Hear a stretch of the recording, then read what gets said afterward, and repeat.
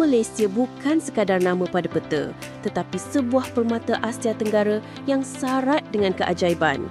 Bayangkan, anda sedang berdiri di tengah-tengah hutan hujan tertua di dunia, sebuah ekosistem purba yang telah menyaksikan ribuan tahun evolusi, terletak di Taman Negara Pahang.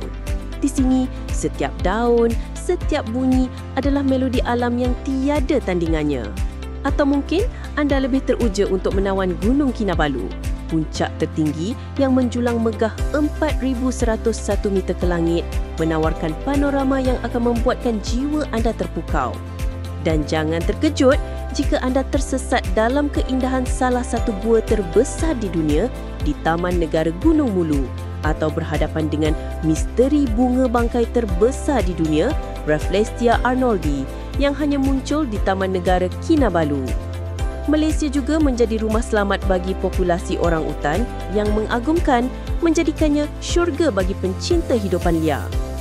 Melangkah ke dunia budaya, Malaysia adalah mozaik hidup yang ditenun indah dari lebih 130 etnik dan suku kaum, di mana lebih 100 bahasa bergema dalam harmoni.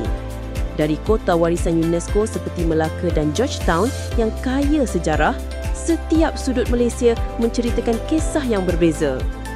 Sejarahnya pula melakar cerita Kesultanan Kedah yang pernah diiktiraf sebagai negara tertua di dunia.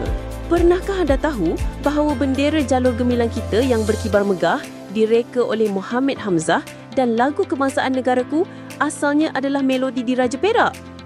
Dan kini, untuk penggemar makanan, bersedialah untuk memanjakan deria anda. Nasi lemak, hidangan kebangsaan kita yang lazat, adalah satu kemestian. Dan jangan lupa rendang yang pernah dinobatkan sebagai hidangan terbaik di dunia oleh CNN. Selain itu, Malaysia juga mempunyai Jambatan Sultan Abdul Halim Muazzam Shah, jambatan kedua terpanjang di Asia Tenggara, sebuah keajaiban kejuruteraan yang menghubungkan daratan.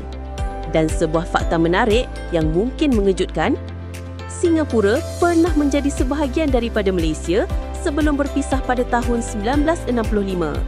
Dari hutan purba hingga ke piring makanan yang lazat, Malaysia adalah sebuah negara yang menjanjikan pengalaman yang tidak akan anda lupakan.